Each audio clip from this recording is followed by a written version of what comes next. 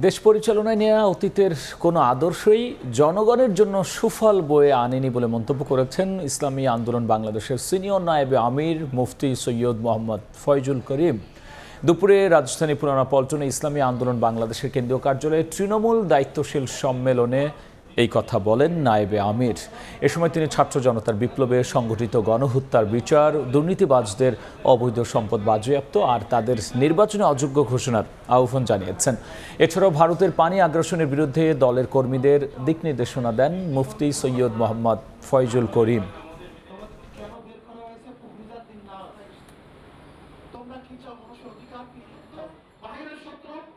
ইসলাম কি বলছে?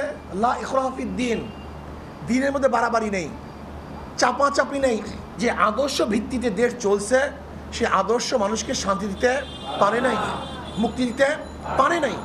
কাজে এমন এক আদর্শ নীতি অ্যাপ্লাই করতে হবে যে আদর্শ নীতি অনুযায়ী চললে ইনশাআল্লাহ মানুষ মুক্তি পাবে, মানুষ শান্তি পাবে। সে আদর্শ হলো ইসলামী আদর্শ, সেই নীতি হলো ইসলামের নীতি। ইসলামী ফুবিয়া ভুলে যান। ইসলাম কারোর উপরে জোর করার জন্য আসে নাই।